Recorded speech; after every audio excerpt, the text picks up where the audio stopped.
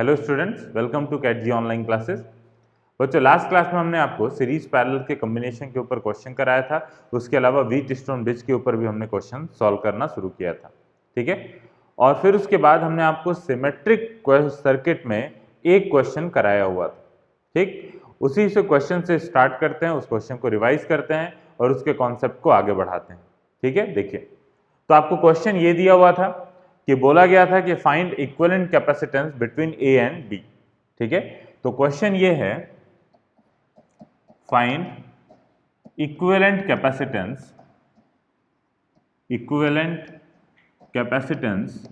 Between A and B, ठीक है। तो ए और बी के बीच में अपने को इक्विवेलेंट कैपेसिटेंस कैलकुलेट करना है बच्चों, ठीक। अब देखो, कोई बच्चा क्या क्या इसमें कॉन्सेप्ट अप्लाई कर सकता है। सिमेट्री का कॉन्सेप्ट यूज करना है, पहली बार इस कॉन्सेप्ट को सीखने जा रहे हैं, तो इसलिए चीजें अपने को एकदम वेल डिफाइंड पता होनी चाहिए ताकि उस चीज को हम कॉन्फिडेंटली आने वाले क्वेश्चन में अप्लाई कर सकें, ठीक है। सबसे पहले एक कॉन्सेप्ट ये है कि देखो, ए और बी के अलोंग अगर देखा जाए, ठीक, ए और बी के अलोंग अगर मैं कोई इस टाइप से एक लाइन एज्यूम करूं ऐसे, ठीक है, तो क्या जैसा सर्किट ऊपर है वैसा ही सर्किट नीचे है इसके। इसका मतलब कि जैसी इंपॉर्टेंस इस पॉइंट की है वैसी ही इंपॉर्टेंस इस पॉइंट की भी है, जैसी इंपॉर्टेंस इस पॉइंट की है वैसी ही इंपॉर्टेंस इस पॉइंट की भी है। इसका मतलब कि जैसा पोटेंशियल यहां पे है वैसा ही पोटेंशियल यहां पे है, जैसा पोटेंशियल यहां का है वैसा ही पोटेंशियल यहां का है।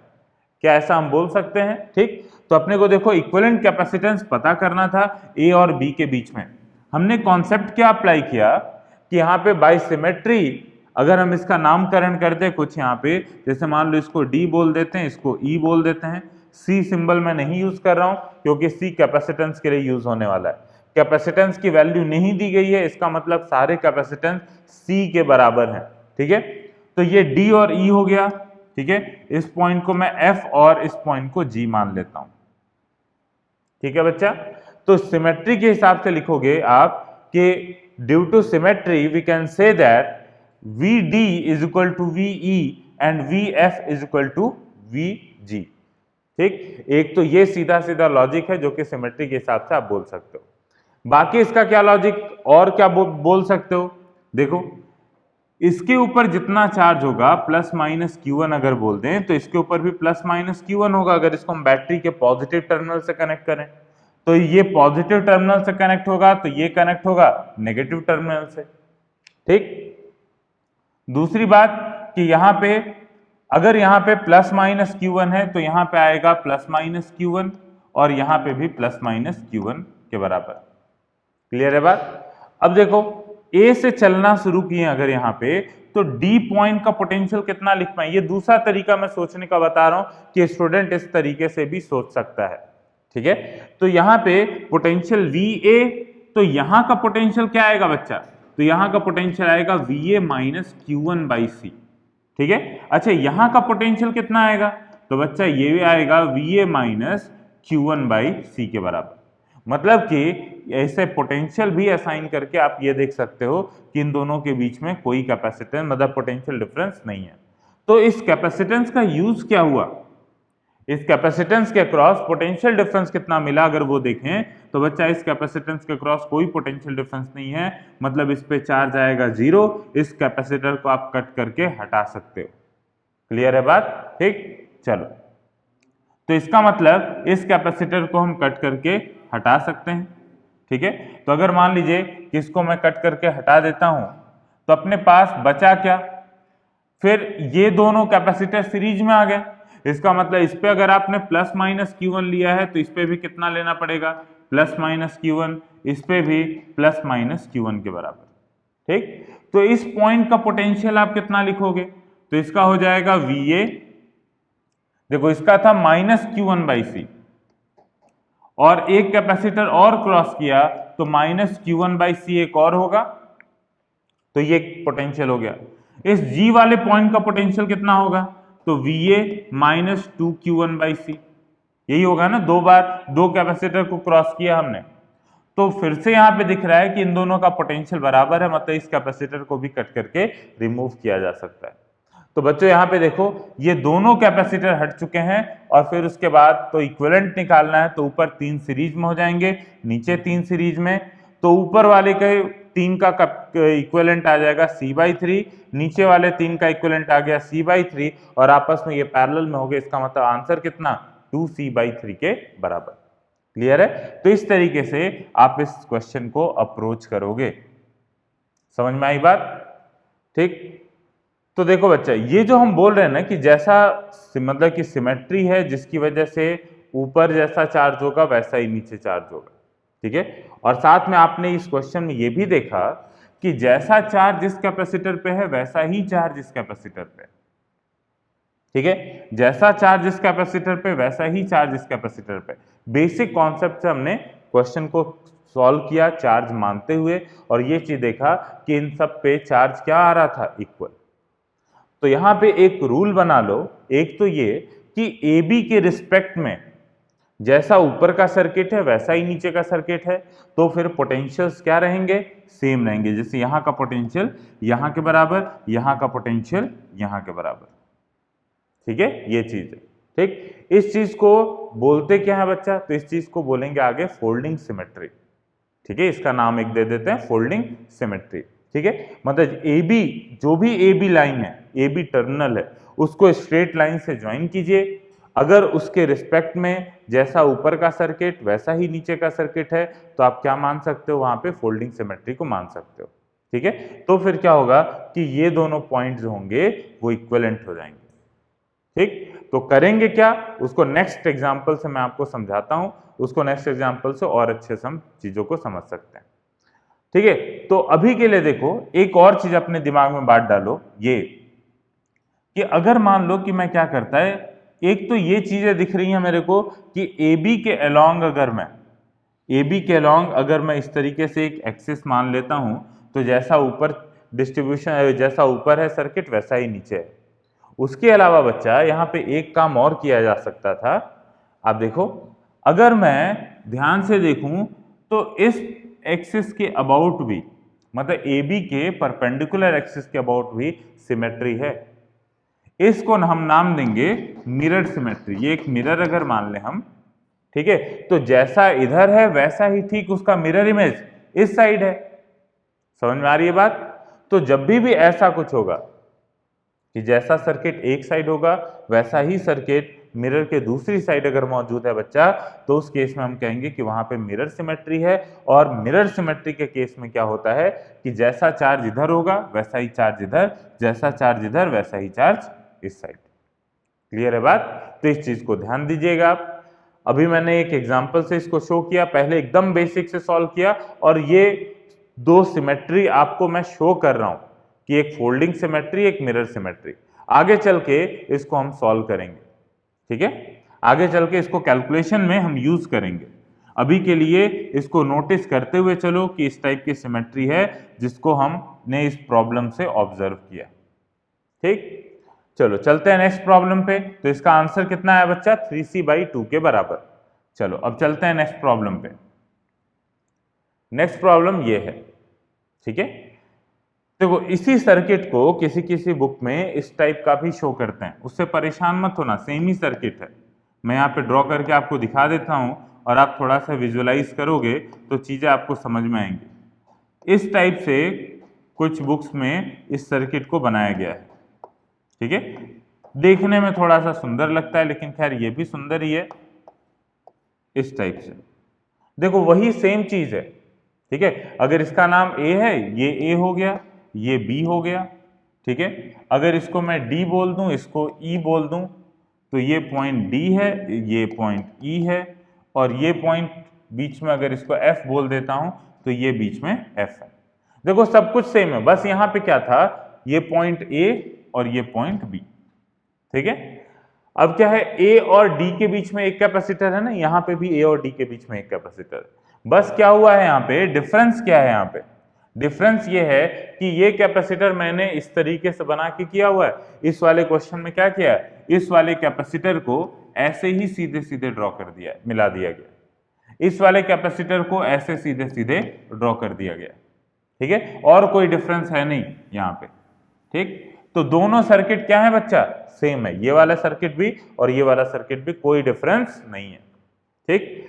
अब देखो बच्चा, इस प्रॉब्लम को मैं टोटल 3 मेथड से करता हूं, ठीक है, और तीनों मेथड को आप यूज कर सकते हो। जो मेथड आपको स्ट्राइक कर जाए वो आपके लिए बेहतर है, मतलब कि आप मेथड तो जानोगे तीनों, लेकिन बात यह है कि एग्जाम में किस समय आप कौन सी सिमेट्री सबसे पहले देख पा रहे हो, ठीक है, वो आपके ऊपर डिपेंड करेगा, ठीक है। हो सकता है किसी प्रॉब्लम में वो तीनों चीजें जो आपको सिखाने जा रहा हूं वो तीनों के तीनों अवेलेबल हो सकता है उस प्रॉब्लम में उस 3 में से एक अवेलेबल हो, ठीक है। तो 3 जो चीजें हैं उसका मतलब ये है कि देखो, सबसे पहले तो व्हीटस्टोन ब्रिज का ही कॉन्सेप्ट हम अप्लाई करते हैं। व्हीटस्टोन ब्रिज का कॉन्सेप्ट नहीं, वैसा ही कॉन्सेप्ट, व्हीटस्टोन ब्रिज जैसा कॉन्सेप्ट, ठीक। देखो, सबसे पहले अगर मान लो कि मेरे मन में ये बात आती है, मैं 3 मेथड से सॉल्व कर रहे हैं, पहला मेथड बता रहा हूं, ठीक है, ध्यान से सुनो। जैसे मान लो कि अगर हमारे मन में ये बात आती है कि ऐसा लग रहा है कि इन दोनों कैपेसिटर के ऊपर चार्ज की वैल्यू 0 होनी चाहिए, ठीक है। तो अगर ऐसा लग रहा है तो एक बार चेक कर लेते हैं, ठीक। तो चेक करने का क्या तरीका कि ये देख लें, देखो चार्ज की वैल्यू 0 कब आती है, जब वहां पे पोटेंशियल डिफरेंस 0 होता है, ठीक है। तो याद करो हमने व्हीटस्टोन ब्रिज के क्वेश्चन को किया था, तो व्हीटस्टोन ब्रिज के क्वेश्चन में अगर मान लीजिए ये 3 माइक्रोफैराड है, ये 6 माइक्रोफैराड हो गया, ये अगर मान लीजिए 4 माइक्रोफैराड है और ये 8 माइक्रोफैराड है, इस तरीके से डाटा दे दिया गया, ठीक है। ये टर्मिनल ए और बी है, ठीक। इस क्वेश्चन में हम देख रहे हैं अगर यहाँ पे 1/2 रेशियो है, यहाँ पे भी 1/2 रेशियो है, या फिर ऐसे देखो ये रेशियो 3/4 है, ये रेशियो भी 3/4 है। इसका मतलब ये दोनों पॉइंट के बीच में पोटेंशियल डिफरेंस क्या होगा, 0 होगा। अगर यहाँ पे आप एक कैपेसिटर लगा भी देते हो तो इस सर्किट पे कोई फर्क पड़ने वाला नहीं है, ठीक है। तो वही कॉन्सेप्ट यहाँ पे यूज करते हैं। तो देखो बच्चा, हम ये करने जा रहे हैं कि सबसे पहले क्या करते हैं, इस कैपेसिटर को यहाँ पे हटा के यहाँ से देख लेते हैं इनको, ठीक है। तो इनको अगर यहाँ पे रिमूव कर दिया तो क्या होगा, इस कैपेसिटर का रेशियो और इस कैपेसिटर का रेशियो देखो 1:1, 1:1, 1:1 ऐसे है ना। तो अगर मान लीजिए कि इसको मैं V वोल्ट की बैटरी से अगर कनेक्ट कर दूं, ठीक है, तो V वोल्ट की बैटरी से अगर कनेक्ट कर देता हूं तो यहां पे बताओ, अगर ये दोनों कैपेसिटर नहीं है, ये दोनों कैपेसिटर, ठीक है, ये, तो क्या होगा कि इसको अगर मैं 0 वोल्ट मान लेता हूं तो ये 0 वोल्ट, तो यहां का वोल्टेज बताओ कितना हुआ, V वोल्ट के बराबर, ठीक है।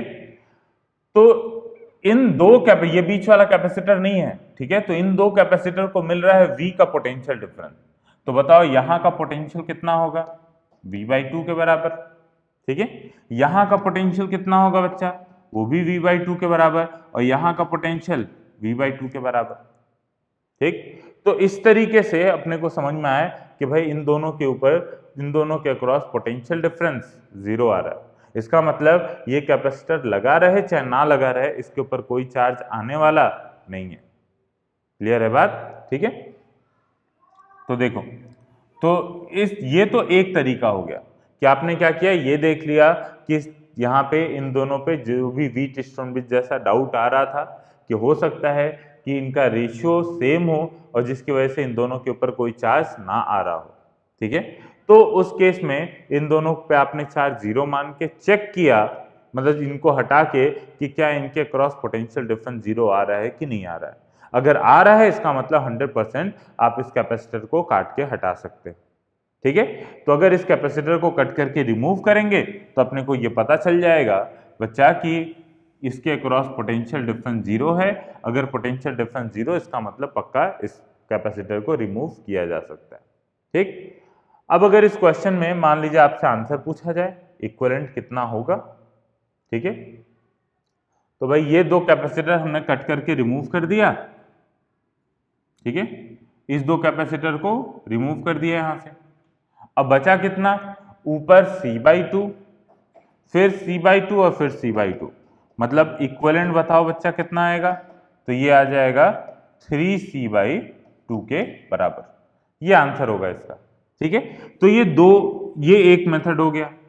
अब चलो आते हैं दूसरे मेथड पे, सेकंड मेथड पे। तो पहला मेथड आपने कर लिया होगा, अपने शब्दों में इस पूरे को लिख डालो। दूसरा मेथड देखो आते हैं। दूसरा मेथड जो है वो सिमेट्री के हिसाब से है। तो देखो, अगर देखें कि ए के रिस्पेक्ट में, वही इंपॉर्टेंस वाली बात है कि ए के रिस्पेक्ट में जैसी इंपॉर्टेंस जो है वो आप देखो ई वाले पॉइंट की है, वैसे ही इंपॉर्टेंस डी वाले पॉइंट की भी है। ठीक, जैसे, तो इस वजह से हम क्या कर सकते हैं कि अगर ई और डी पॉइंट अगर सेम पोटेंशियल पे हैं, ठीक है, तो कुछ ऐसे इस टाइप के सर्किट हमने सॉल्व किए थे ना। देखो इस टाइप के जो सर्किट होते थे जो कि ऐसे करके ज्वाइन होते थे, तो फिर हम वहां पे क्या करते थे कि भाई यहां का पोटेंशियल और यहां का पोटेंशियल सेम है, और यहां का पोटेंशियल और यहां का पोटेंशियल सेम है। तो ये कनेक्टिंग वायर जो दिख रहे थे और ऐसा लग रहा था कि सर्किट में दो जगह अगर सेम पोटेंशियल है, तो हम फिर क्या करते थे, सर्किट को रीड्रॉ करते थे। क्लियर है बात? तो यहां पे भी हम सर्किट को रीड्रॉ करने की कोशिश करेंगे, क्योंकि ये अपने को दिख गया कि ई पॉइंट और डी पॉइंट का पोटेंशियल सेम है सिमेट्री के हिसाब से। ठीक, तो देखो डी और ई पॉइंट का पोटेंशियल सेम है, तो इस वजह से अगर हम इस सर्किट को रीड्रॉ करते हैं तो क्या आएगा, देख लेते हैं एक बार। देखो, तो अभी मैं क्या कर रहा हूं, इस पॉइंट को एफ नाम दे दिया। ठीक, और फिर इसके बाद सर्किट को रीड्रॉ करने जा रहे हैं। ठीक है, तो ये दिख रहा है कि ई और डी जो हैं वो सेम पॉइंट की तरह बिहेव करेंगे। तो सबसे पहले यहां पे मैं पॉइंट ए ले लेता हूं। ठीक, ये पॉइंट जो था बीच में एफ पॉइंट था, ये पॉइंट बी था। ठीक, और फिर उसके बाद यहां पे मैं पॉइंट ले लेता हूं डी और ई, क्योंकि डी और ई का पोटेंशियल क्या है, सेम है, डी और ई का। ठीक है, तो यहां पे आप लिख लेना बाय symmetry we can say that VD is equal to VE। इन दो पॉइंट का पोटेंशियल क्या होगा बच्चा, सेम होगा। ठीक है, तो यहां पे इन दोनों का पोटेंशियल सेम आया, तो इसीलिए हमने डी और ई को साथ में ज्वाइन कर लिया। अब देखो सर्किट को रीड्रॉ कैसे करना है। सर्किट को रीड्रॉ अगर करें तो ए और डी के बीच में एक कैपेसिटर है, तो ए और डी के बीच में एक कैपेसिटर मैं यहां पे बनाता हूं, और जो सर्किट था उसके अंदर उसको टिक लगा लिया मैंने, मतलब इस कैपेसिटर की स्टोरी खत्म हो गई, इसको कंसीडर कर लिया गया। ए और ई के बीच में एक कैपेसिटर है, तो ए और ई के बीच में एक कैपेसिटर कैसे बनाएंगे, तो भाई इस तरीके से बनेगा। पहले वो नीचे आ रहा था क्योंकि ई पॉइंट हमने नीचे लिया था, लेकिन अभी समझ में आया कि डी और ई का पोटेंशियल क्या है, सेम है, तो ये ड्रॉ कर लिया। अब उसके बाद फिर देखो इसका मतलब ये कैपेसिटर भी कंसीडर कर लिया। ए से एफ एक कैपेसिटर है, एफ से बी एक कैपेसिटर है, तो ए से एफ एक कैपेसिटर बनाते हैं, एफ से बी एक कैपेसिटर बनाते हैं। ठीक है, उसके अलावा क्या दिख रहा है, एफ से ई एक कैपेसिटर है और एफ से डी एक कैपेसिटर है, ये दोनों कंसीडर कर लिया मैंने अभी अभी। अब एफ से ई और एफ से डी, मतलब दो कैपेसिटर अपने को और ड्रॉ करने हैं, तो दो कैपेसिटर यहां पे आप और ड्रॉ कर लो, ये। ठीक है, ये दो कैपेसिटर हो गए। अब इसके बाद फिर और क्या है बच्चा, तो बी से डी के बीच में एक कैपेसिटर और बी से ई के बीच में एक कैपेसिटर। ठीक है, तो बी से डी एक कैपेसिटर बना लेते हैं ये, और डी से ई भी एक कैपेसिटर हो गया। तो बच्चा ये अपने पास एक सर्किट आ गया। ठीक है, उसी का इक्विवेलेंट सर्किट। अब क्या यहां पे आपको सीरीज पैरेलल दिखाई दे रहा है? जी हां, तो अब क्या करो, इसको सॉल्व कर लो, तो ये हो जाएगा सर्किट को सॉल्व करने के बाद, ये हो गया पॉइंट ए, ये पॉइंट हो गया एफ, ये पॉइंट हो गया बी।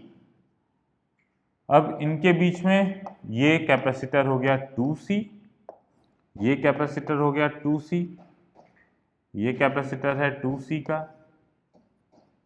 ठीक है। अब देखो क्या सुंदर सा एक व्हीट स्टोन ब्रिज बन गया क्या अपने पास, ठीक है। तो 2C अपॉन C, फिर यहाँ पे 2C अपॉन C, इसका मतलब कौन सा कैपेसिटर कट करके रिमूव कर देंगे, ये वाला, ठीक है। तो ये कैपेसिटर अगर रिमूव कर दोगे बच्चा तो ये हो गया इन दोनों का सीरीज, 2C और 2C का सीरीज C के बराबर, और C और C का सीरीज C/2 के बराबर। मतलब कि एक सर्किट और अगर आगे इसका ड्रॉ करें हम तो वो सर्किट इस तरीके से बनेगा, ऊपर बन गया C और नीचे जो आया वो C/2 के बराबर। तो ये पॉइंट A है, ये पॉइंट B है, इक्विवेलेंट हो जाएगा अपने पास 3C/2 के बराबर।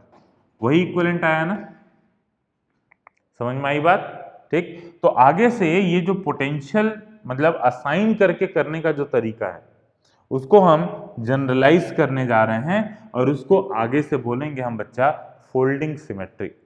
फोल्डिंग सिमेट्री का क्या मतलब, फोल्डिंग सिमेट्री का मतलब ये, क्योंकि देखो हमने यही चीज बोला ना कि इस पॉइंट की इंपॉर्टेंस और इस पॉइंट की इंपॉर्टेंस ए बी लाइन के अलॉन्ग देखी जाए तो सेम है, ठीक है।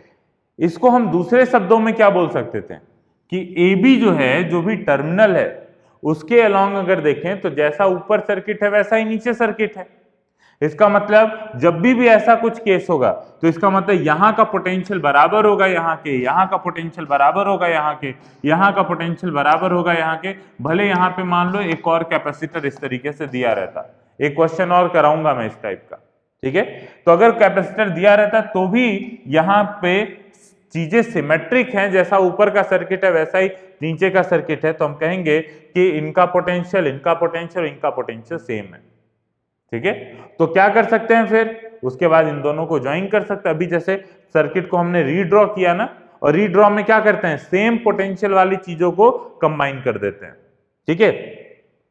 तो सेम पोटेंशियल वाली चीजों को कंबाइन करते हैं जैसा कि हमने यहां पे किया हुआ है, डी और ई को कंबाइन कर दिया है। तो डी और ई को कंबाइन किया तो अगर मान लीजिए आपने क्या किया होता, यहां पे भी कुछ पॉइंट्स अगर लिए होते हैं तो वो भी कंबाइन कर जाते हैं। तो बेसिकली आप क्या कर रहे हो, डी को ई से कंबाइन कर रहे हो, इस वाले पॉइंट को इससे कंबाइन कर रहे हो, इस वाले पॉइंट को इससे कंबाइन कर रहे हो। मतलब आप नीचे वाले सर्किट को फोल्ड कर दिए ऊपर की तरफ, या ऊपर वाले सर्किट को फोल्ड कर दिए नीचे की तरफ। तो बच्चा इस टाइप के सिमेट्री को बोला जाता है फोल्डिंग सिमेट्री, ठीक है। तो जब कभी भी आगे से आपको ऐसा लगे कि ए बी के अलॉन्ग, मतलब जिस पॉइंट के अलॉन्ग आपको कैपेसिटेंस निकालना है, जिस पॉइंट के अक्रॉस, उसके अक्रॉस अगर सिमेट्री है ऊपर नीचे, तो आप चीजों को फोल्ड कर सकते हो। फोल्ड करने में क्या करते हैं, चीजों को ज्वाइन कर देते हैं, और ज्वाइन होगा तो कैसे ज्वाइन होगा, पैरेलल में, ठीक है।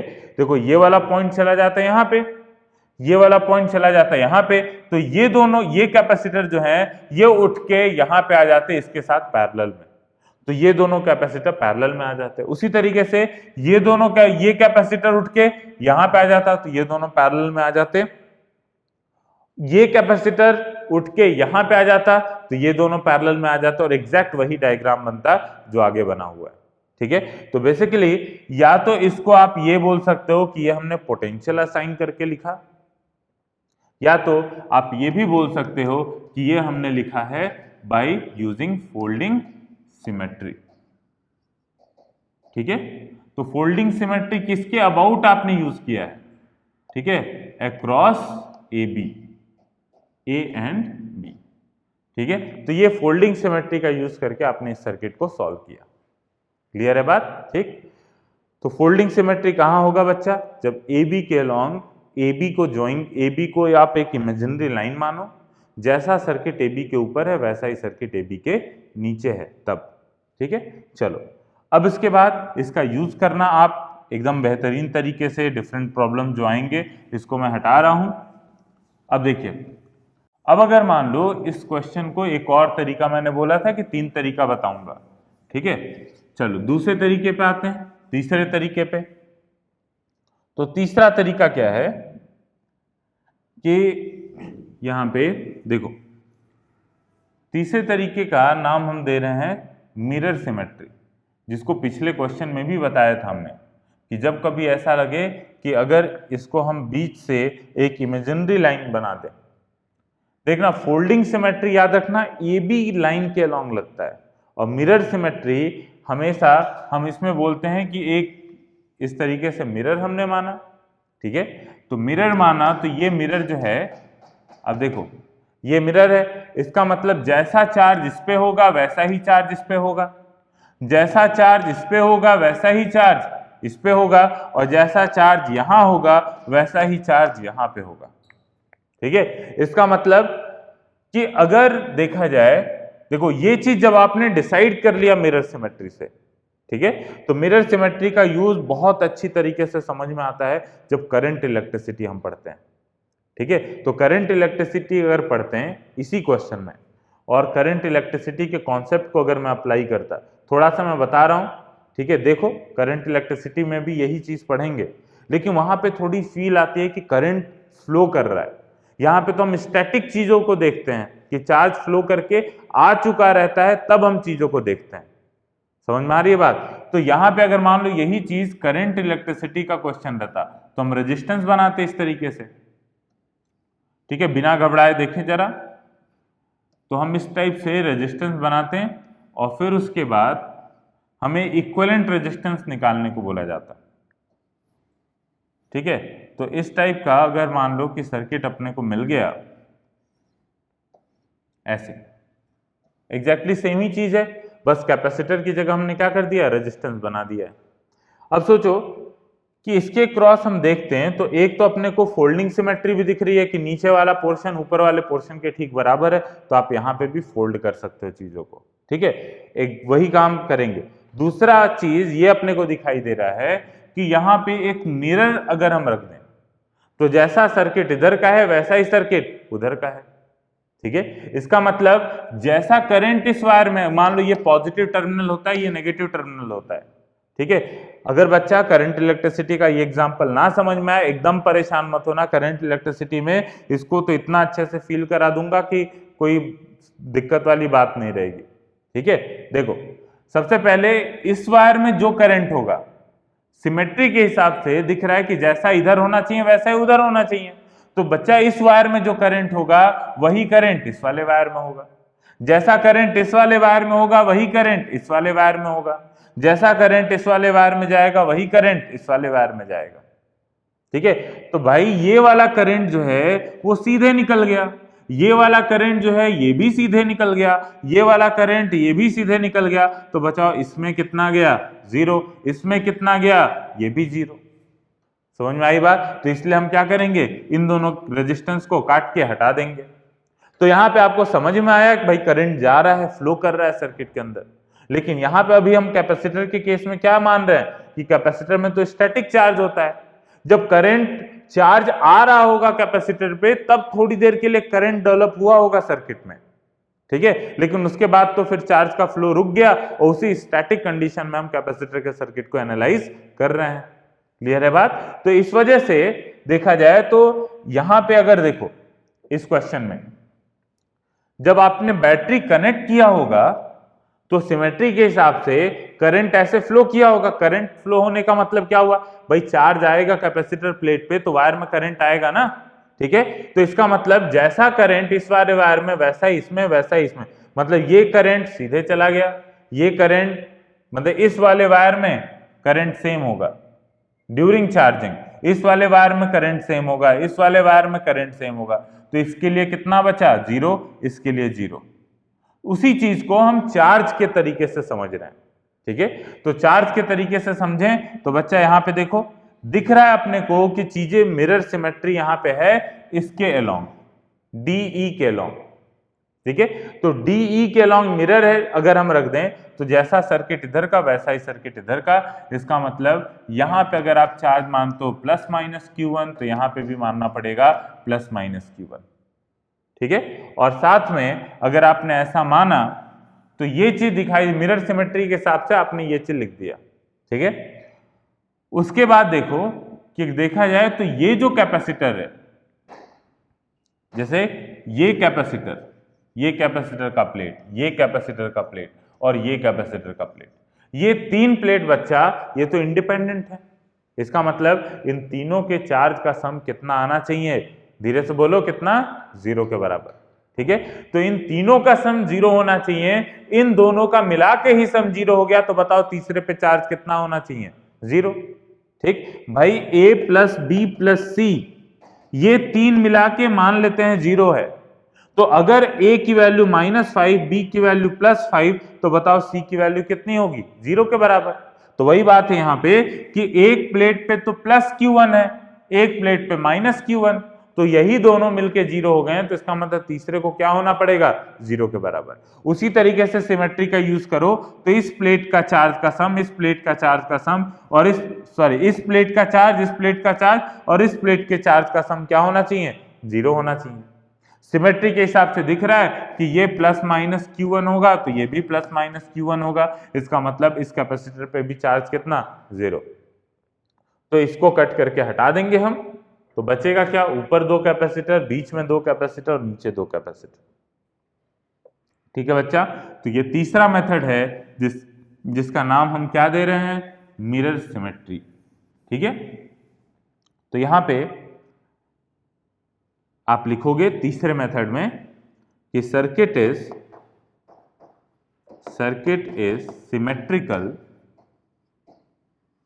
Symmetrical about line, circuit is symmetrical about line DE।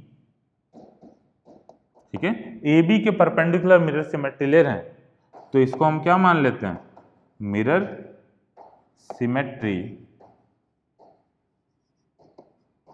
About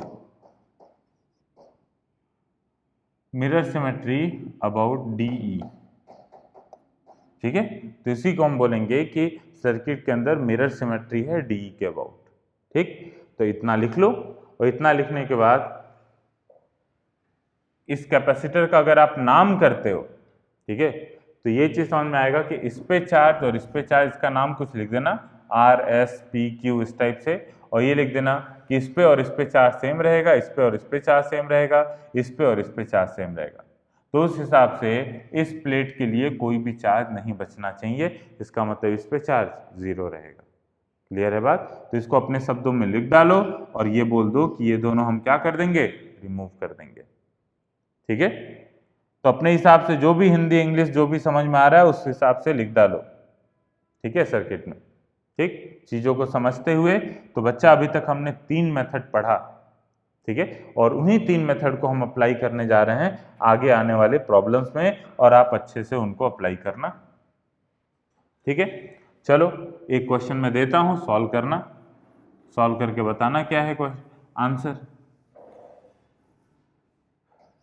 चलो क्वेश्चन ये है, ऐसा ही सर्किट लेता हूं, बस थोड़ा सा कैपेसिटर और बढ़ा देता हूं मैं। एकदम आराम से सोच के बताना कि क्या सिमेट्री होनी चाहिए, क्या क्या सिमेट्री हम अप्लाई कर सकते हैं इस केस में। तो ये A हो गया,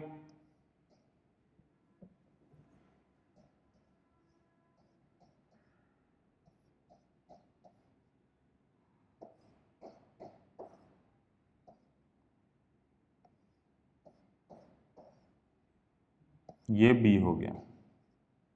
ठीक है, ये सर्किट मिला है आपको, पहले जैसा ही सर्किट है, बस क्या है यहाँ यहाँ और यहाँ और कैपेसिटर जुड़ गया है। ठीक है, अब देखो बताओ इस पे क्या क्या आप सिमेट्री को अप्लाई कर सकते हो।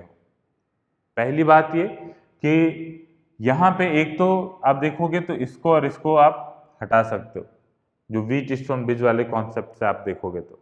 ठीक है, कि अगर हटा के देखते हैं क्या इन दोनों का पोटेंशियल डिफरेंस सेम है, तो आप कहोगे कि भाई हमने A और B के अक्रॉस हमने मान लेते हैं V वोल्ट की बैटरी लगा दी, तो ये 0 वोल्ट पे होगा, तो ये वाला कितने वोल्ट पे होगा, V वोल्ट पे। ठीक, तो अगर इसको मैं हटा देता हूं यहां से, ठीक है, तो अगर इसको मैंने हटा दिया, इसको भी हटा दिया, ठीक, तो फिर मैं देखता हूं कि इधर 2C है, इधर C/2 है और इधर C/2 है।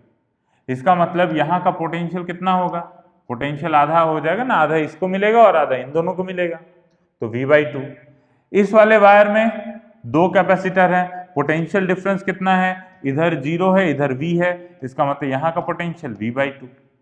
इस वाले वायर में टोटल 4 कैपेसिटर है, चारों बराबर हैं, तो 2 इधर रख लेते हैं 2 इधर, यहाँ का पोटेंशियल कितना V/2।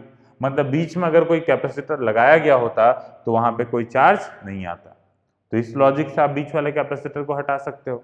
दूसरा देखो कि दूसरा चीज देखा जाए तो मैं यहाँ पे इसको फोल्डिंग सिमेट्री से सॉल्व कर लेता हूं। देखो दूसरा फोल्डिंग सिमेट्री देखते हैं। क्या अगर AB के अक्रॉस, AB को मैं एक स्ट्रेट लाइन मानूं तो AB के रिस्पेक्ट में जैसा सर्किट ऊपर का है वैसा ही सर्किट नीचे का है। बहुत बढ़िया, तो इसका मतलब कि क्या करेंगे, नीचे वाले पूरे दो सारे पॉइंट को उठा के ऊपर भेज देंगे। ऐसा क्यों हम कर पा रहे हैं, तो बच्चा ऐसा इसलिए हम कर पा रहे हैं क्योंकि यहाँ का पोटेंशियल, ठीक है, ये जो पॉइंट है यहाँ का पोटेंशियल, यहाँ का पोटेंशियल आपस में बराबर है, ठीक है। फिर उसके बाद देखा जाए तो यहाँ का पोटेंशियल और यहाँ का पोटेंशियल आपस में बराबर है, ठीक है, क्योंकि इस एक्सिस के रिस्पेक्ट में ये दोनों पॉइंट की इंपॉर्टेंस बराबर, इन दोनों पॉइंट सेम एक जैसे, और उसी तरीके से अगर देखा जाए तो ये वाला पॉइंट और ये वाला पॉइंट भी क्या है, सेम है, ठीक है। तो अगर सर्किट को रीड्रॉ करते हो तो आप क्या करोगे, इन दोनों को ज्वाइन करोगे, इन दोनों को ज्वाइन करोगे और इन दोनों को ज्वाइन करोगे। मतलब बेसिकली कर क्या रहे हो, नीचे के सर्किट को उठा के ऊपर भेज दो, चाहे ऊपर वाले सर्किट को उठा के नीचे भेज दो। क्लियर है बात, ठीक है। तो इस यहां पे अपने को दिखाई दे रहा है, आप लिखोगे सॉल्यूशन में कि in this problem folding symmetry is present along AB, ठीक है। तो फोल्डिंग सिमेट्री अगर अपने को पता चल गया कि AB के अलोंग प्रेजेंट है तो सर्किट को सॉल्व कैसे करेंगे बच्चा पार्टी, तो यहां पे सॉल्व करेंगे। देखो मैं ऊपर वाले को ड्रॉ कर देता हूं, यहां पे देख लीजिए कैसे होगा। तो सबसे पहले सर्किट इस तरीके से है ना, ठीक है, AB के बीच में हम दो कैपेसिटर ड्रॉ कर लिए, ये पॉइंट B हो गया, ये पॉइंट A हो गया। फिर उसके बाद यहां पे एक चीज देखो, ये दो कैपेसिटर है, ये कैपेसिटर इसके साथ ओवरलैप करेगा, ठीक है। तो इस पॉइंट को नाम दे देता हूं मैं E, ठीक है, या इस पॉइंट को नाम दे दिया D, इसको दे दिया E और इसको दे दिया F, ठीक। तो D और E आपस में मिल गए, D और E आपस में मिले, यहां पे मैं D और E लिख देता हूं, ठीक। फिर उसके बाद दिख रहा है कि A और D के बीच में दो कैपेसिटर थे, तो A और D के बीच में दो कैपेसिटर, ठीक। फिर उसके बाद दो कैपेसिटर, और ये दो कैपेसिटर कौन से हैं, A और E वाले जो फ्लिप होके ऊपर गए हैं, ठीक। उसी तरीके से D और B के बीच में दो कैपेसिटर हैं, D और B के बीच में दो कैपेसिटर, और फ्लिप होके जो नीचे से ऊपर आया है दो कैपेसिटर, ये ड्रॉ कर लेता हूं मैं, ठीक है। या फिर आप एक काम और कर सकते हैं, इन दोनों को ज्वाइन भी कर सकते हो, ठीक है। तो इन दोनों को भी ज्वाइन कर सकते हो, कोई सर्किट पे खास फर्क नहीं पड़ेगा। और फिर उसके बाद D और E के बीच में यहाँ पे दो कैपेसिटर हो गए, ठीक है। आगे बच्चा इनको सॉल्व करना, ये कितना हो जाएगा, देखो C/2 और C/2 का पैरेलल C हो गया, मतलब सर्किट बना इस टाइप से, ये हो गया C, ये हो गया C, और साथ में ये C/2, C/2 C, और ये C हो गया, ये C हो गया, ये पॉइंट A और ये पॉइंट B, ठीक है।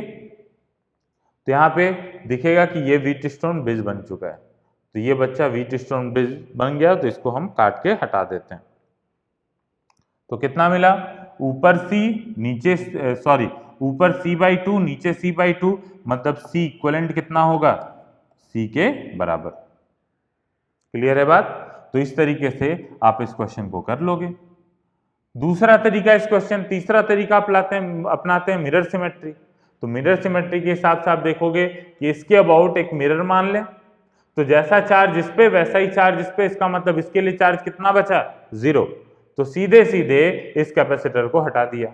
जैसा चार्ज इस पे वैसा ही चार्ज इस पे, मतलब इस प्लेट के लिए कितना चार्ज बचा, 0, तो इसको भी हटा दिया। तो यहां पे आप लिखोगे क्वेश्चन सॉल्यूशन में, अगर इस मेथड से करते हो तो, कि mirror symmetry is available in this problem along DE। ठीक है, तो इस वजह से ये DF वाला जो कैपेसिटर था वो कट करके निकाल दिया, F और E के अक्रॉस जो कैपेसिटर था वो कट करके निकाल दिया। ठीक है, तो बच्चा अगर कुछ भी डाउट आए तो वीडियो को एक बार फिर से सुनना, कहीं पे भी डाउट आए मतलब उस पॉइंट के थोड़ी देर पहले वीडियो ले जाकर फिर से सुनना। मैंने ये बात मैं बोल रहा हूं, ये बात मैं एक्सप्लेन किया कि इन दो प्लेट पे, जैसे ये प्लेट और ये प्लेट पे सेम चार्ज आया, तो ये वाला प्लेट क्यों हटा रहे हैं, इसका लॉजिक मैंने थोड़ी देर पहले दिया था कि इन दोनों का सम 0 आ रहा है, इसका मतलब तीसरे का भी 0 होगा। फिर भी अगर आपको कोई डाउट बच जाता है तो जरूर आप पूछिएगा, मैं उसका आंसर जरूर करूंगा। ठीक है, देखो अब इसके बाद क्या बोला जा रहा है कि ये तो हमने सॉल्व कर लिया। ठीक है, अब इक्विवेलेंट निकालना है, तो इक्विवेलेंट निकालना है तो और कैसे सॉल्व कर सकते हैं, इन दो कैपेसिटर को हटाते ही मेरे को दिखा कि ये 4 कैपेसिटर सीरीज में जुड़ गए, तो कितना इक्विवेलेंट आएगा ऊपर वाले ब्रांच का, C/4, बीच वाले ब्रांच का कितना आया, C/2, और इस वाले ब्रांच का कितना आया, C/4। क्या तीनों पैरेलल में होंगे, और तीनों पैरेलल में होंगे तो इक्विवेलेंट कितना आएगा बच्चा, C के बराबर। क्लियर है बात? ठीक है, तो चलो तो जरा ये वाला क्वेश्चन सॉल्व करो, इस वाले क्वेश्चन को सॉल्व करो ईमानदारी के साथ। ठीक है, जो सिखाया मैंने उसी चीज को यूज करते हुए। ठीक है, क्या अवेलेबल है यहां पे, क्या मिरर सिमेट्री अवेलेबल है? तो बच्चा मिरर सिमेट्री लगती है AB के परपेंडिकुलर। तो यहां पे हम क्या करते हैं कि इस सर्किट में दिखाई दे रहा है अपने को कि भाई यहां पे कुछ मिरर जैसी चीज मान के देखते हैं एक बार। तो यहां पे मिरर मानते हैं, तो जैसा लेफ्ट में है वैसा ही राइट में दिख रहा है, लेकिन एक गलती करोगे आप, वो ये कि B से यहां पे टर्मिनल है और यहां पे इस पॉइंट से टर्मिनल नहीं है। ठीक है, इसका मतलब यहां पे चीजें भ्रमित कर सकती हैं आपको कि यहां पे मिरर सिमेट्री है, लेकिन एक्चुअल में यहां पे कोई मिरर सिमेट्री नहीं है। क्लियर है बात? क्योंकि B से टर्मिनल निकला है, अगर ये पॉइंट यहां पे निकला होता तो ये पिछले वाला ही क्वेश्चन बन जाता और यहां पे मिरर सिमेट्री अवेलेबल होता। ठीक है, लेकिन यहां मिरर सिमेट्री अवेलेबल नहीं है। क्लियर है बात? अब देखो तो फिर सॉल्व कैसे करेंगे भाई इस प्रॉब्लम को, ये देखते हैं। तो इस प्रॉब्लम को सॉल्व करने के लिए हम क्या करते हैं, जरा देखो मिरर सिमेट्री नहीं मिला, जरा फोल्डिंग सिमेट्री खोज के देखो कि क्या फोल्डिंग सिमेट्री मिल रही है, मतलब AB को ज्वाइन, AB के अलोंग क्या जैसा सर्किट ऊपर का है वैसा ही सर्किट नीचे का है। एकदम सही, सही पकड़े हो। तो यहाँ पे A और B के अलोंग क्या है, मिरर सिमेट्री है। ठीक, तो इस वजह से यहाँ सॉरी फोल्डिंग सिमेट्री। ठीक, तो यहाँ पे हम क्या करते हैं, सॉल्व करते हैं। तो ये चीज को नीचे वाले सर्किट को फ्लिप करके हम ऊपर कर देते हैं, तो बचेगा कैसा सर्किट बच्चा, देखो। तो अगर इसका इक्विवेलेंट सर्किट बनाएं तो ये पॉइंट A है, ये पॉइंट B है, इस पॉइंट को मैं मान लेता हूं D और इस पॉइंट को मैं मान लेता हूं E। ठीक है, इस पॉइंट को F। तो F और E ज्वाइन कर, फ्लिप कर गए दोनों। ठीक है, तो ये हो गया पॉइंट D, ये हो गया A और ये हो गया B। ठीक है, तो D A के बीच में एक कैपेसिटर, A और B के बीच में एक कैपेसिटर, इस तरीके से। आगे देखिए D और E के बीच में एक कैपेसिटर, तो D और E के बीच में एक कैपेसिटर दे दिया यहाँ पे। E और F सेम हो गए, ज्वाइन कर गए। ठीक है, फिर उसके बाद D और F के बीच में एक कैपेसिटर, D और F के बीच में एक कैपेसिटर दे दिया। फिर A और E के बीच में एक, A और F के बीच में एक, मतलब यहाँ पे एक्चुअल में 2 कैपेसिटर आ जाएंगे, एक ऐसे और एक इस तरीके से। ठीक है, फिर E B के बीच में और F और B के बीच में, इसका मतलब एक कैपेसिटर ये हो गया और एक कैपेसिटर ये हो गया। बच्चा ये सर्किट बड़ा सा दिख रहा है, इसका मतलब ये मत समझना कि ये नीट एग्जाम में नहीं आ सकता, क्योंकि है बहुत ईजी है सर्किट, बस आपको सिमेट्री ही तो देखना है। तो उसके बाद तुरंत ऐसा डायग्राम बनाइए, ठीक है, या फिर आपको सीधे सीधे दिख जाएगा कि ये, मतलब इतना एक्सपीरियंस हो जाओगे कि आपको दिख जाएगा कि ये व्हीटस्टोन ब्रिज जैसा कुछ बन रहा है। व्हीटस्टोन ब्रिज नहीं, मतलब कि ये फोल्डिंग जैसा आपको ये चीज दिख जाएंगे। अगर ये चीज टर्मिनल यहाँ पे रहता तब तो फिर आप तुरंत बीच वाले को काट के हटा देते, लेकिन यहाँ पे क्योंकि टर्मिनल बीच में दे दिया गया है तो इस वजह से यहाँ पे आपको पूरा चेक करना पड़ेगा। ठीक है, तो इसका तो नीट में आने का कम चांस है, पिछला वाला जो था वो काफी आसान था। चलो देखो, तो ये इतना हमने सॉल्व कर लिया। अब आगे बढ़ते हैं। देखो फिर उसके बाद इसका मतलब कि डी और बी के बीच में, मतलब इनको मैं इक्विवेलेंट अब लिखने जा रहा हूं। ये पॉइंट ए है, ये पॉइंट डी है, ये पॉइंट बी है। ठीक है, ये हो गया सी 2C। ठीक है, ये कैपेसिटर हो गया 2C और फिर ये कैपेसिटर हो गया 2C। ये हो जाएगा। ठीक, अब देखो 2C और C क्या सीरीज में आ गए, क्योंकि अपने को तो A और B के बीच में कैपेसिटेंस निकालना है ना। ठीक है, तो इसका मतलब आप मान के चलो कि A से टर्मिनल निकला हुआ है और B से टर्मिनल निकला हुआ है, तो C और 2C सीरीज में आ गए। उनका जब आप सॉल्व करोगे तो इस 2C के साथ पैरेलल होगा, फिर इस 2C के साथ सीरीज और फिर इस C के साथ पैरेलल। तो एक बार खुद से सॉल्व करिएगा जितना आंसर आता है। ठीक है, चलो मैं सॉल्व कर ही देता हूं इस क्वेश्चन को, अदरवाइज आपके मन में डाउट हो सकता है कि आंसर कुछ लोग गलत निकालें सही निकालें। इस क्वेश्चन को मैं इधर सॉल्व करता हूं। देखो C और 2C सीरीज में आ गए, कितना इक्विवेलेंट आएगा 2C/3। ठीक है, 2C multiplied by C divided by 2C plus C, C1 C2 divided by C1 plus C2 कितना हो जाएगा ये 2C/3 के बराबर। तो इसको सॉल्व करता हूं मैं। देखो तो यहाँ पे हो जाएगा बच्चा, इसको सॉल्व करने के बाद ये आ गया ये 2C और अभी जो इन दोनों का इक्विवेलेंट हमने निकाला है ये हो गया 2C/3। ठीक, उसके अलावा ये कैपेसिटर 2C और ये कैपेसिटर C के बराबर, ये B हो गया, ये A हो गया। ठीक है, अब उसके बाद 2C/3 और 2C पैरेलल में है, तो इसका मतलब ये C आ गया A और B के क्रॉस, फिर 2C/3 और 2C ये मिलके हो जाएंगे 8C/3, 8C/3 और उसके अलावा फिर ये 2C के साथ सीरीज। ठीक, अब तो आगे सॉल्व कर लोगे ना, इन दोनों का सीरीज और फिर उसके साथ पैरेलल। ठीक, तो इसको सॉल्व कर लीजिएगा। हम बढ़ते हैं अगले क्वेश्चन की तरफ, जो कि क्वेश्चन आपके लिए है, काफी आसान भी है। यहां पे देखो क्या फोल्डिंग सिमेट्री है। इस क्वेश्चन को एक बार खुद से सॉल्व कर, मतलब कि ड्रॉ करो, पॉज करके स्क्रीन सॉल्व करने की कोशिश करो। ठीक है, चलो अब बताओ इसमें क्या क्या सिमेट्री हम अप्लाई कर सकते हैं।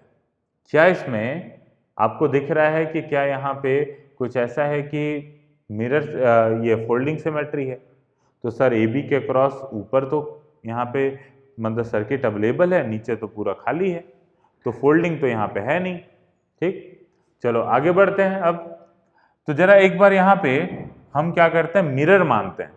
ठीक है, मिरर मान के देखते हैं कि मिरर सिमेट्री है कि नहीं है। तो देखो यहाँ पे अगर एक मिरर मान लें तो जैसा सर्किट इधर है क्या वैसा ही सर्किट उधर की तरफ है।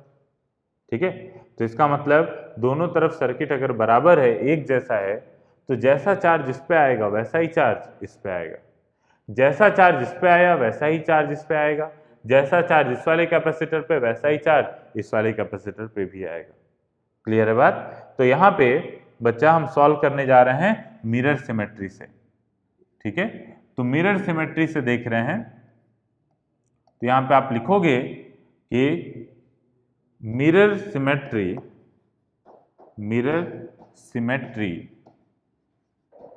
is present along यहां पे एक एक्सिस में मान लेता हूं। ठीक है, along considered एक्सिस। ठीक है, तो इस एक्सिस के अबाउट क्या है, मिरर सिमेट्री अवेलेबल है। ठीक है, तो जैसा चार्ज इधर होगा बच्चा वैसा ही चार्ज इधर की तरफ होगा। तो ये क्वेश्चन आप ड्रॉ कर लोगे, उसके नीचे ये लिखोगे, फिर एक डायग्राम बनाओगे और उसके अंदर ये चार्ज डिस्ट्रीब्यूशन शो करोगे जो मैं शो करने जा रहा हूं। ठीक है, तो यहाँ पे समझ में आया अपने को, इसका मतलब यहाँ पे चार्ज अगर आप प्लस माइनस Q1 मानते हो तो यहाँ पे चार्ज प्लस माइनस Q1 होगा। ठीक, यहाँ पे चार्ज अगर आप प्लस माइनस Q2 मानते हो तो यहाँ पे चार्ज प्लस माइनस Q2 होगा। क्लियर है बात? ठीक, अच्छा फिर उसके बाद अगर मान लीजिए यहाँ पे चार्ज आप प्लस माइनस Q3 मानते हो तो यहाँ पे चार्ज होगा प्लस माइनस Q3। ठीक, और यहाँ पे प्लस माइनस अगर Q4 मान लें, ठीक है, तो इधर भी Q4। ये इस टाइप का सर्किट होगा। ठीक, अब ध्यान दो, तो इसका मतलब यहाँ पे कौन सा कैपेसिटर काट के हटाएंगे? थोड़ा सा ये डिफरेंट क्वेश्चन है, इसीलिए मैं इसको क्लास में उठा रहा हूं। अब बात आती है कि यहाँ पे किस कैपेसिटर को कट करके हटाया जाए। तो बच्चा यहाँ पे कोई कैपेसिटर कट करके नहीं हटेगा। ठीक है, आप ऐसा नहीं कर सकते कि ये दो कैपेसिटर कट करके हटा दोगे, गलत हो जाएगा वो। क्यों गलत होगा, जरा देख लेते हैं। देखो, अगर मान लीजिए किसी बच्चे के दिमाग में आता है कि ये दो कैपेसिटर मैं कट करके हटा दूं, ठीक है, तो मान लो वो कट करके हटा दिया, इस कैपेसिटर को यहां से कट कर दिया, इस कैपेसिटर को यहां से, इनका अस्तित्व खत्म हो गया। अब जरा देखते हैं कि जिस कैपेसिटर को आपने कट करके हटाया, क्या उसके क्रॉस पोटेंशियल डिफरेंस जीरो है कि नहीं है। ठीक है, तो अगर मान लो मैं यहाँ पे क्या करता हूं कि ऊपर 3 कैपेसिटर है ना, चलो मान लेते हैं यहाँ पे मैं 6 वोल्ट की बैटरी को कनेक्ट करता हूं। ठीक है, तो 6 वोल्ट की बैटरी को कनेक्ट करने जा रहा हूं बच्चा, और आगे देखो कि क्या 6 वोल्ट की बैटरी को कनेक्ट करने के बाद क्या होता है। तो अगर मैं यहाँ पे 6 वोल्ट की बैटरी को कनेक्ट कर दूं, ठीक है, तो यहाँ पे मैं इस तरीके से 6 वोल्ट की बैटरी कनेक्ट कर दिया। ठीक, अब देखिए, तो ये दो कैपेसिटर हट चुके हैं। ठीक है, तो ए बी टर्मिनल के अक्रॉस पोटेंशियल डिफरेंस कितना है, 6 वोल्ट का। मतलब कि इसको 3 वोल्ट मिला, इसको 3 वोल्ट मिला। ठीक, तो अगर यहां पे आप 0 वोल्ट मानते हो तो ये बैटरी क्रॉस किए, यहां पे पोटेंशियल कितना हो गया, 6 वोल्ट। इस कैपेसिटर, अब इन दोनों को मिला के 6 वोल्ट का पोटेंशियल डिफरेंस है, मतलब यहां का पोटेंशियल कितना होगा, 3 वोल्ट। भाई आधा आधा बटेगा ना, चार्ज दोनों पे सेम रहेगा, दोनों कैपेसिटेंस भी सेम है, इसका मतलब पोटेंशियल डिफरेंस Q/C यहाँ पे भी और Q/C यहाँ पे भी। क्योंकि आप इसको कट करके हटा दियो तो ये दोनों सीरीज में आ गए, तो चार्ज तो सेम ही मानोगे ना आप। क्लियर है बात? ठीक, तो यहाँ पे 3 वोल्ट का पोटेंशियल मिल गया अपने को।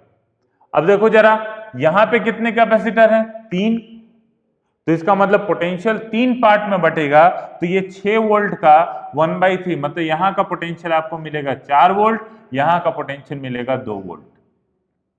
ठीक है, तभी तो 2 वोल्ट यहाँ पोटेंशियल ड्रॉप, 2 वोल्ट यहाँ पे और 2 वोल्ट यहाँ पे, कुल मिला के 6 वोल्ट का पोटेंशियल ड्रॉप। क्लियर है बात? तो यहाँ पे देखो बच्चा कि क्या इस कैपेसिटर के क्रॉस जो पोटेंशियल डिफरेंस हम 0 मान के कैपेसिटर हटा रहे थे, क्या वो हटाना सही है? देखो यहाँ का पोटेंशियल 3 वोल्ट आया, यहाँ पे 4 वोल्ट, मतलब इस कैपेसिटर को आप नहीं हटा सकते थे। ठीक है, तो इस तरीके से आप अगर कुछ करते हो तो उसको चेक कर सकते हो। ठीक है, तो यहाँ कैपेसिटर तो कुछ भी नहीं हटेगा, तो फिर कैसे सॉल्व होगा, जरा सोचते हैं, देखते हैं क्या निकलता है। ठीक है, तो अभी अगर मैं देखूं तो ये चीज समझ में आ रहा है कि यहां पे जो है -Q2 है, यहां पे +Q2 है। इसका मतलब यहां से, इस वाले प्लेट से पॉजिटिव चार्ज निकल के कहां गया है, इस वाले प्लेट पे। क्लियर है बात? ठीक, अच्छा फिर उसके बाद अगर देखा जाए तो इस वाले नेगेटिव प्लेट से, मतलब यहां से, इस प्लेट से पॉजिटिव चार्ज निकल के कहां गया, देखो यहाँ Q3 माना है तो +Q3 यहां पे है। इसका मतलब वो चार्ज फिर गया है इस वाले प्लेट पे। ठीक, इस वाले प्लेट पे चला गया वो पॉजिटिव चार्ज। तो क्या मैं ये मान सकता हूं कि यहां का जो भी चार्ज है वो निकल के इस वाले प्लेट पे गया है, वो यहां पे इलेक्ट्रिकल कनेक्शन होने के बावजूद भी यहां पे ये वाला चार्ज न इन दोनों पे जा रहा है, वो सीधे चला जा रहा है उधर की तरफ, और ये वाला चार्ज जो है वो ऐसे चला जा रहा है, इन दोनों प्लेट पे नहीं जा रहा। इसका मतलब यहाँ पे जो हम सिमेट्री मानेंगे, ये हट गया है, इसको मैं लिख देता हूं फिर से। तो क्या था, mirror symmetry is present along considered axis या कंसीडर्ड लाइन ये वाली, ठीक है। उसके बाद फिर देखा जाए, अगर मैं इसको नाम दे देता हूं P, इसको नाम देता हूं Q, इसको R, इसको S, ठीक है। तो ये हम बोल सकते हैं कि charge on P goes to Q, ठीक है, and charge on charge from plate P goes to Q and charge from R goes to S। ये तो पता चल गया कि R से S पे जा रहा है, P से Q पे जा रहा है। इसका मतलब ये कि यहाँ पे इलेक्ट्रिकल कनेक्शन होने के बावजूद भी चार्ज का आदान प्रदान यहाँ पे नहीं हो रहा है। ना P का चार्ज S पे जा रहा है, ना R पे जा रहा है। R का चार्ज ना P पे जा रहा है, ना Q पे जा रहा है। R का चार्ज सीधे कहाँ जा रहा है, S पे जा रहा है, जब चार्जिंग हो रही होगी तो, ठीक है। तो इसका चार्ज निकल के यहां गया, इसका चार्ज निकल के यहां चला गया। इसका मतलब यहाँ पे इलेक्ट्रिकल कनेक्शन होने के बावजूद भी हम यहाँ पे मान सकते हैं कि ये वायर जो है वो डिस्कनेक्टेड है, इसका इस वायर के साथ कोई संपर्क नहीं है, क्योंकि चार्ज उस तरीके से फ्लो ही नहीं हुआ। समझ में आ रही है बात, ठीक है। थोड़ा सा डिफिकल्ट है इस चीज को समझना। यही करंट इलेक्ट्रिसिटी रहा होता तो मैं गारंटी देता हूं उतना कंफ्यूजन नहीं आया होता जितना भी आ रहा है, ठीक है। लेकिन कोई बात नहीं, कष्ट होने दो, हो रहा है तो, ठीक है। जब अगला चैप्टर पढ़ेंगे तो आपके कॉन्सेप्ट और मजबूत होंगे। इसीलिए मैं यहाँ पे आपको समझा रहा हूँ, थोड़ी सी चीजें बताते हुए चल रहा हूँ कि अभी से थोड़ी चीजें आपके दिमाग में रहेंगी, तो जहाँ पे भी क्वेश्चन आपको इस टाइप के दिखेंगे उनको आप छोड़ोगे नहीं, अटेम्प्ट करोगे और धीरे धीरे लड़ते भिड़ते मजबूत करोगे अपने आप को, ठीक है। तो ये चीज समझ में आ गई बच्चा। अब इसके बाद तो हमारे बच्चे आराम से कर सकते हैं। देखो ये C और C सीरीज में हो गया, ये C और ये C सीरीज में, फिर उसके साथ पैरेलल। इसके बाद फिर आप सर्किट को आराम से सॉल्व कर सकते हो। क्लियर है बात? तो इस सर्किट को सॉल्व कर लीजिएगा। बोलिए तो हम सॉल्व कर देते हैं। बच्चे मन मन बोल रहे हैं कि सर सॉल्व कर ही दीजिए, तो चलिए ठीक है, हम सॉल्व कर देते हैं। इसको मैं हटा रहा हूं और देखिए सॉल्व करता हूं मैं।